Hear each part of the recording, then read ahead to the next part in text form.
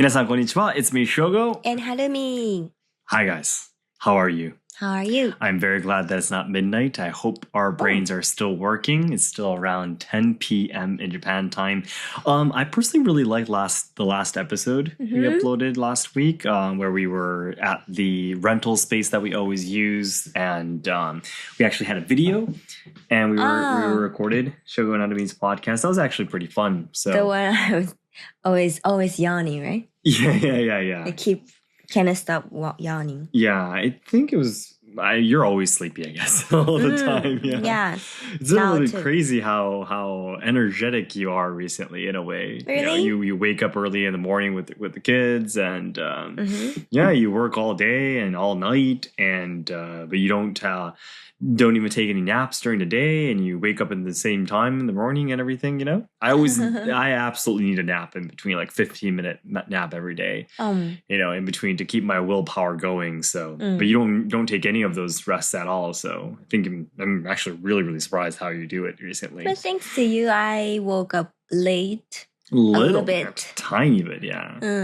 Yeah, but I think it's up thanks to all the things that's happening right now for Artemi.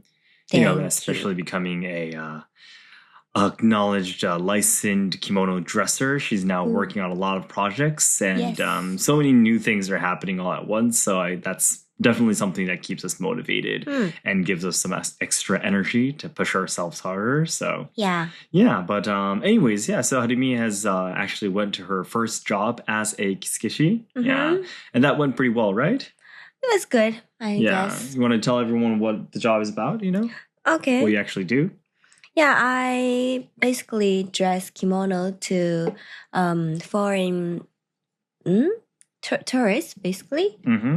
Foreigners from overseas. Yeah, that's right. Yeah, and they're basically foreigners, and I'll talk in English and dress them in kimono.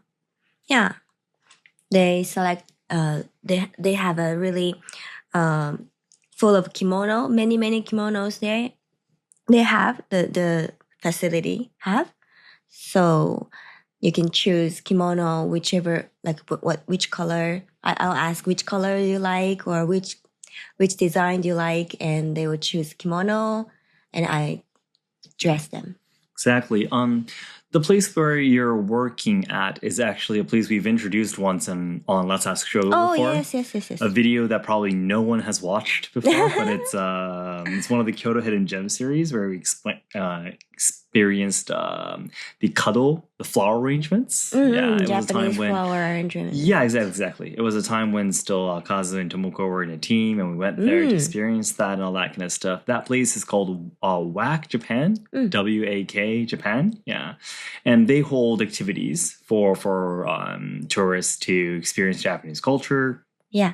And part of the activities that they have is dressing people in kimono. So they have the kimono, they have the place, the facility for people to get dressed and all that kind of stuff. But the thing is that they didn't have enough people to dress them. Dress their guests. So basically, Seki Sensei has kind of like started to work together with WAK Japan, and now that the people who are in Seki Sensei's team are assigned to work over there. Yeah, so it's great. Are they usually group tourists, or are they solo travelers, or when solo travelers? I mean, like, are they individual travelers or both? Both. Oh, okay. That's cool. So some is What is the right word I'm working for? I don't know. Private. Private. Okay. Yeah, private lesson. Like, you can choose a kimono experience, only kimono, or kimono and tea ceremony. Oh yeah, exactly. Or kimono and tea ceremony. Very typical type. Yeah. Yeah, and plus mini origami experience. Okay. Yeah. Sounds very fun. Basically, these 3 types. Of experiences. Cool. Yeah, I need to dress really fast. Yes. Yeah, because everyone's on a tight schedule. Yeah, so. As fast as I can. Like, how fast do you need to do it? What's like the goal there? The goal is there is for like one section, not section, the time period I want to say. is like 6 people. Mm-hmm. Then I need to dress them 6 people in 30 minutes. Okay. This is actually kind of impossible. Okay, because that's what 5 minutes per person. Yeah. You need to choose. The guests need to choose kimono first. Yeah. You need to wait for them to choose, yeah. and I need to do their hair as well. Oh wow, not just the so kimono. Yeah, this if it's only me, then it's actually impossible. Yeah. That's right. Kind of, but yeah, I need to like make it as a goal. Make it as a goal. Okay. Put it. I don't. Yeah, I at least I need to aim it. Okay, that's what you try to aim for, but it's physically impossible. Yes. Okay. Yeah, it does sound almost impossible because how much time does it take to usually get one person dressed up? Usually then 15 minutes. Right? It's totally impossible then. Yeah, then in that case, if it's 6 people, then it takes about an hour and a half. Then almost. Yeah, if you do it like slowly, like while chatting. Okay. Then 15 minutes. 15 minutes. Okay. But, okay. Yeah, I just do my best. All right. Perfect. Nice. Yeah. And what other things do you have in mind they're going to be doing from here? That's just one of the things. Yeah.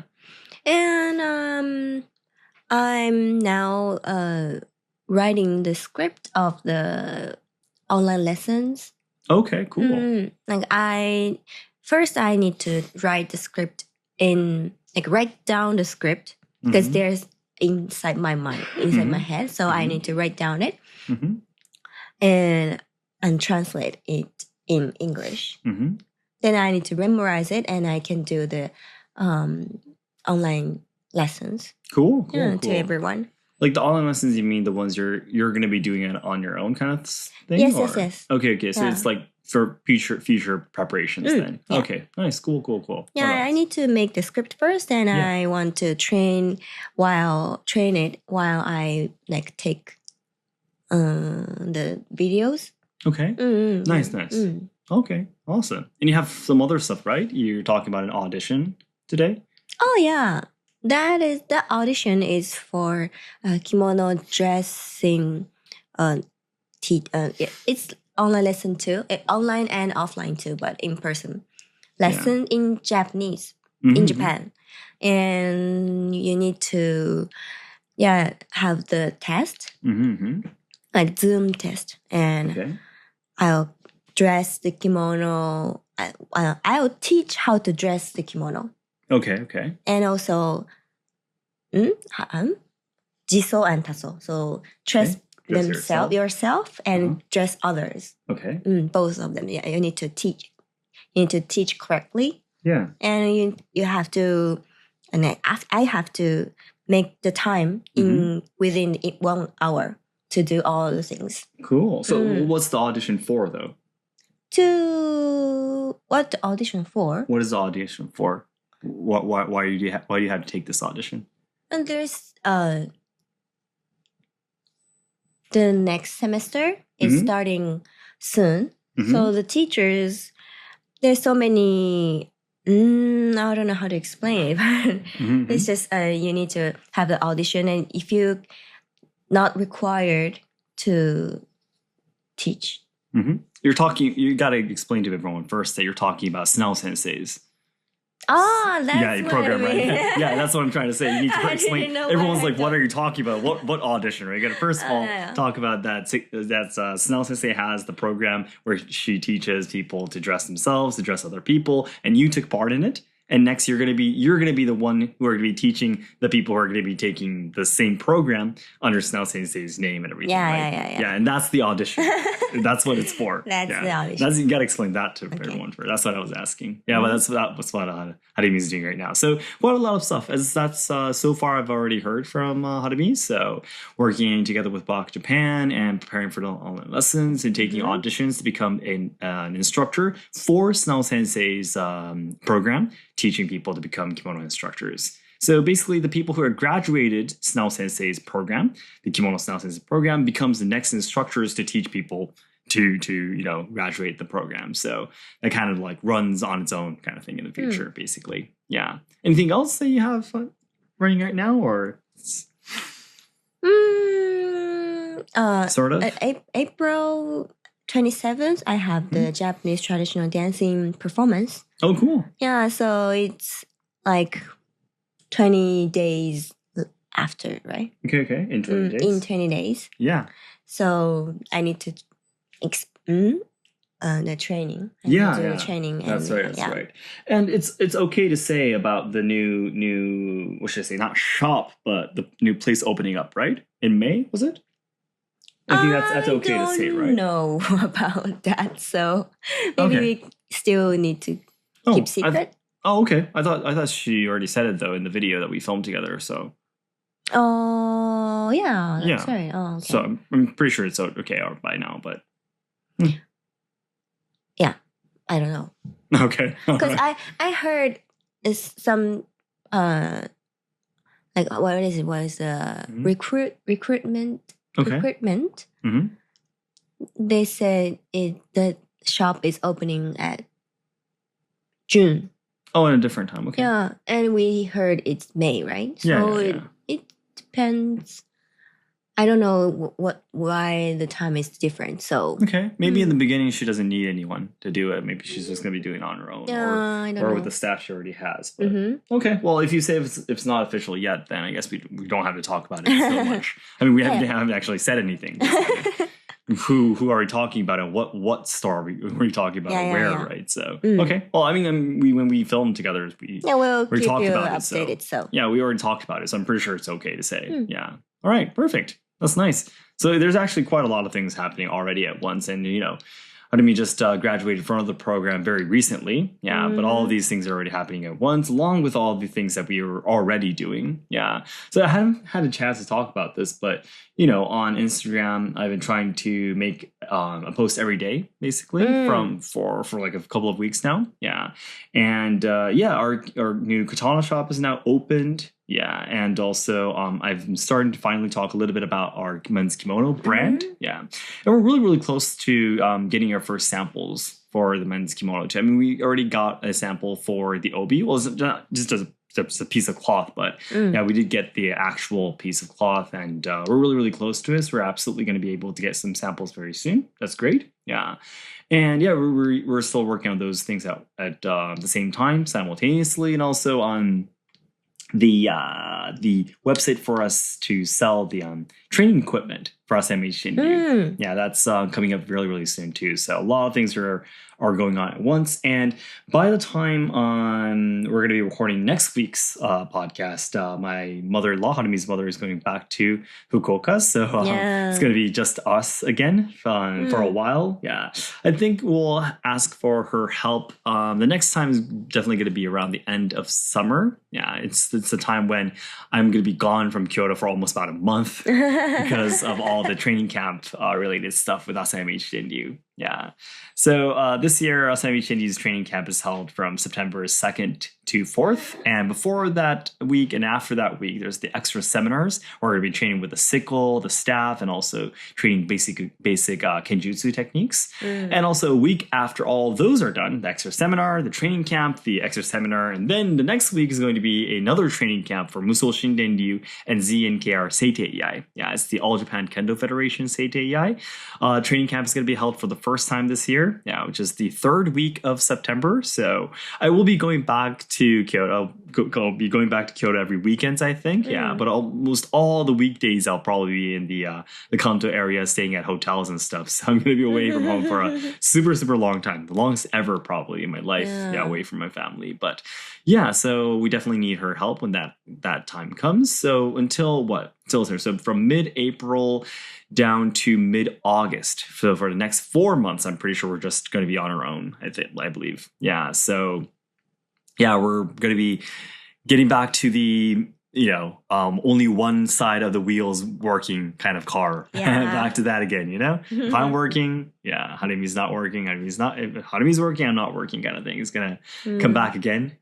But that's good. That's what 2025 until spring 2026 is going to be like. So we're just gonna have to live with it, to be honest. So we're trying to keep everything though under control. I'm going to be, again, just like before our mother-in-law came this time, just like we did before, but all the time that we have, I'm going to be giving it to Harumi, and I'll be trying to squeeze out the time that I have to try to do as much as possible. But you guys probably noticed, we haven't been posting any full videos on Last Ask Shogo. It's now impossible to do those at the same time. So I'm just going to try to keep up with, posting stuff on Last Ask Seki-sensei. That's super important, of course, because I love Asayama Ichiden-ryu, and also posting stuff every day on my Instagram too. Whether it's related to Budo or to katana or to men's kimono. So always something on my Instagram page, and also something on Last Ask Seki-sensei. It's something I'm going to be doing regardless of how busy I am or how much time I don't have to work, or I don't have time to work. I'm going to be doing those stuff. So all right.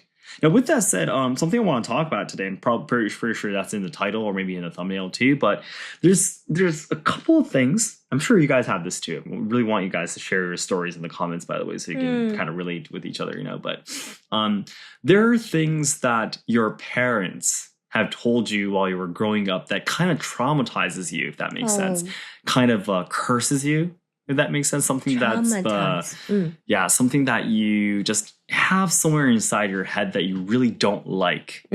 And my mother has said a couple of things to me. Of course, she has told me 100 times more positive stuff too, by the way. But a couple of things that she always has told me, because it's different from how the way she has lived her life.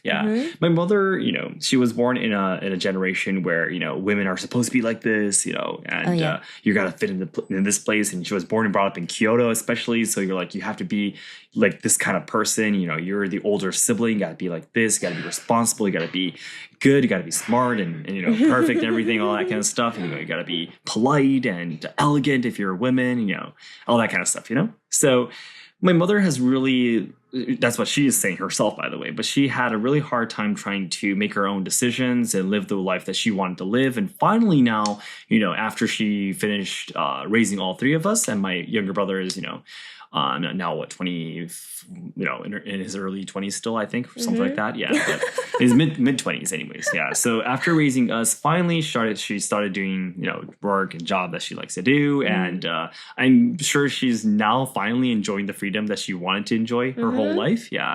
But because she couldn't do that, for a long time, long time, she has been constantly telling me that, Shogo, you quit everything too quickly. This has kind of been like a curse to me, which I've been ignoring for all my life, to be honest. But, guys, you probably know, if you guys know me, I'm the kind of person who's like, I really trust my instincts, and it has, for me, it has always worked positively for me.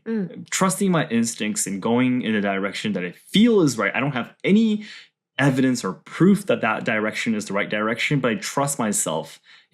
And for a long time I couldn't do that, but recently, especially after I started, starting my own company in 2020, I really have trusted my instincts ever since, and everything has been going well so far. For example, it started from, let's say, even before that, to be honest, it started from, changing my jobs 3 times within 4 years, 2 times within 4 years. So working at 3 companies within 4 years. And even after starting my own company and renting a place, renovating it, putting in 5 million yen, and then COVID coming, I actually made the decision to close the facility that we put in 5 million yen within 2 months.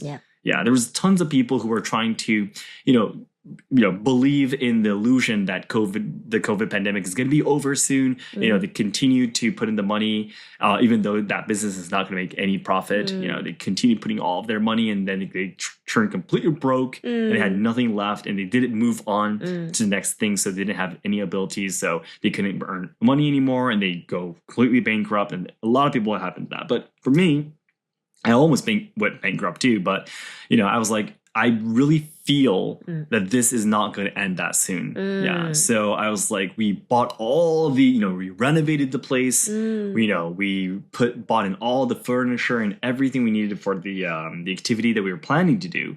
But I was like, okay, we're going to be quitting this. We're going to be selling everything we bought. Yes. And we're going to be, letting go of this facility that we rented, and we're going to be doing it from zero again, And I was able to make that decision in 2 months. Yeah.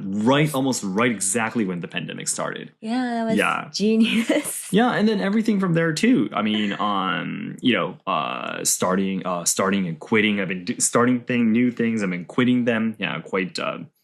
Sometimes I make the decision very quickly, even though after I said to many people that I'm going to be doing something, And my mother, because she has been brought up in a way like if you say you're going to be doing something, you have to constantly be doing it, Yeah, exactly. I think that's kind of like the generation. And especially maybe it's among Japanese people too. Guys, let me know if this is something that you've been told too. Yeah. But like if you say you started something, you have to keep on doing that, But I personally really feel that that's not good, healthy for you. Yeah. And the thing is, I was thinking about this today when I was working, but I was talking to Harumi earlier too. But the thing is, when you make a decision, let's say you wanted to turn right. Okay. You want to turn right. And you keep on walking that road, and then you realize that road is very, very crooked, and it looks very dangerous. You see some wild animals, that look very dangerous. If you see that, wouldn't it be smart to just walk back and take the left road that you saw earlier? So there was a left and right, and we're like, okay, let's go for a right. And you went there, and it's like it's a swamp, and you can't walk there. We're like, okay, let's go back. Let's take the left route. I think that's totally normal to do. Yes. Yeah. It's like, you said you were going to be taking the right road, right? Why don't just keep on going, at least a couple of years, okay. Why? Why? It's obviously not a good road. I can see it in front of my eyes. I feel that it's not right. Why don't I just go back and go the other route and try that one? Yeah. And I think a lot of people, maybe my mother's generation, or maybe the people who grew up in Kyoto, I'm not too sure. I don't want to categorize people so much, but it's a common thing that a lot of people in my generation are told, I feel. Yeah, that you have to you have to have this you have to be I don't know the right word, but you need to work at least 3 years. Yeah, that's a thing that a lot of people say. Yes, in our generation, yes, it's been told that if you start working at a company, you gotta at least work for 3 years. That's something that everyone in Japan makes fun of. Kind of thing. Yeah, because what does this 3-year logic come from? Right? Where does this theory come from? That 3 years is a good number or whatever it is. But so our generation is like, screw that. Like this is 1 year, we're just gonna quit if we don't like it. But the thing is, I really was thinking, a lot of people tend to think that if you say you're going to be doing something, and if you say you're not going to be doing that anymore, a lot of people think that you're just going to be stopping there. Oh. Okay, and I think that is not a good thing to do. Well, let's say, okay, I'm going to be have to go left or either right, right? And you go to the right and you don't like it. Yes. Okay, I don't want to walk here. Yeah. And you just stop there saying that, okay, I made a decision to go right, but this road was terrible. Oh, I always make terrible decisions. I'm not going to go anywhere anyways. I'm just going to sit here and do nothing. If that happens, that's a problem. Yeah. Yeah. Because if you're an adult, you have to do something for someone. You got to provide something to someone. We're all social creatures, right? That's what makes us happy. Providing for someone, being kind to someone, doing something in our lives are what makes us happy. So if you just sit down there and do nothing and say that you don't trust yourself, or I'm just a person with bad luck, so I can't do anything, that's a problem, I feel. But if you're constantly walking, yes, and trying to head towards somewhere, and that's good then. If you're going to the right and then you come back and choose a left route and say, no, not the left route either, I'm just going to go straight. That's totally fine too. As long as you're constantly walking or working towards something, for me, that's perfectly fine. Yeah. And every time when you go to these different routes, you find a different you, and you have a deeper understanding of yourselves. Because the thing is that there are tons of people who, let's say you went to the right route and you saw the road and you're like, I'm not going this way. But there are people who want to go that way. That's just you. Yeah. And if it's uncomfortable for you, then it's uncomfortable for you. It's not something that someone else is going to decide. So if you don't like it that way, just don't go there. Yeah. Let other people go there. Just find a route. I'm saying right now left or right or straight, right? But life has, infinity options basically. Yeah. True. So yeah, there's so many different routes that you can go. And every time you go there, as long as you're moving, as long as you're doing challenging, then you learn something, you obtain something new, you gain more experiences. That's what's more important than, doing something and then quitting. It doesn't matter as long as you're moving, So that's what I always say. But the thing is, whenever I make these decisions, it stings me still. The words, the words that your parents have been telling you as they raised you, no matter how old you get, there are a lot of positive things too that stick with you. That helps you to fight through difficult times. But at the same time, though, there are a lot of things that, kind of pulls your legs when you're walking, if that makes sense, So sometimes I still kind of hear my mother's voice inside my head. Well, she's not dead or anything, she's alive, but, if that makes sense, So I just want to talk about that today. So, so that's what I feel, guys. So from now on, too, I'm definitely going to be saying, hi, guys, I'm going to be doing this. It's a big announcement. I'm going to be doing this. And then I'm going to be saying, guys, listen, I thought this was a great idea, but it's not. So I'm not going to be doing it anymore. But, I'm always doing something right. I've never stopped completely making content or stopped, providing something to the world. I'm always doing something, so of course. Yeah.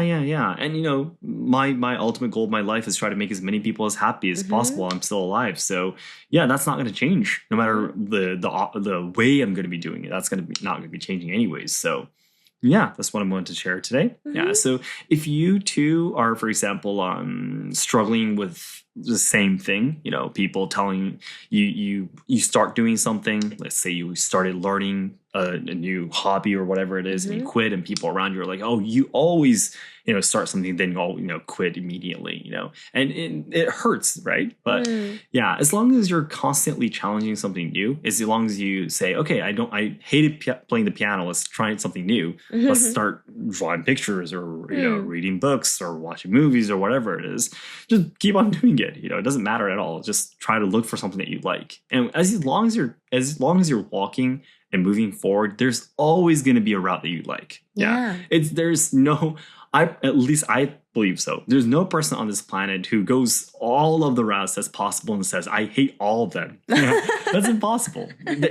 If you feel that way, you're not walking. You're just imagining that all of these routes are horrible. If you actually try your best to walk down those routes, there is absolutely a route that you like. There's absolutely a road that you want to walk that keeps you motivated and excited. So so that's something that I wanted to say today. So really, for me, I'm kind of trying to help myself by saying that, out loud to you guys. But that's totally makes sense. Because that's you.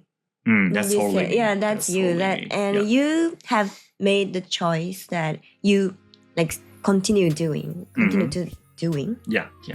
Like making Seki Sensei's content. Oh yeah. Oh, I mean, I do have things that I've been doing for a long time, right? Exactly. Like the things you love, like kimono or katana, you always love to do, and you have the passion to continue doing it. No theater, shakuhachi. Theater I've been doing 7 years now. Shakuhachi I've been doing 4 years now. There are tons of stuff I've been doing for a long time. It's like a 50-50. There's so many things you want to continue, and there's something you want to quit. But people usually see the quit things to say something to you. You don't need to care about that because you have your own life. So true. Well, thank you so much. So guys, just wanted to keep you guys updated about how Harumi's doing with her kimono dressing work and what I have in mind recently. So, and again, as I said at the beginning, from now on, we really hope that we can have more opportunities where we are just outside and we can actually have a camera set up and we'll be doing these podcasts. There's tons of restaurants that I like. Well, I'm pretty sure we don't have that many occasions to be able to go outside and film with no help from my mother-in-law, our mother, but we'll see how that goes. But once in a while, it'd be great if we could do that again. Because it was a lot of fun. All right, guys, thank you so much. And I really hope you guys are happy. I had Harumi speak a lot, by the way. There's been so many people telling me that, Shogo, this is Shogo and Harumi's podcast. Let Harumi speak here. Guys, I know Harumi a million times more than you guys. I know by just looking at her face that, okay, she's sleepy today. She doesn't want to talk. I know her a million times more than you guys, okay? You don't have to tell me to make my wife speak. I know it. I know when she wants to speak. I know when she doesn't want to speak, and I make the decision. You guys can trust me, okay? I will speak when I want to speak. Yeah, exactly. And no, yes. Yeah. Exactly. So anyway, with that said. But thank you so much, guys. Yeah, thank you so much for listening. All right, guys, then we'll talk to you again next week. Bye-bye. Bye.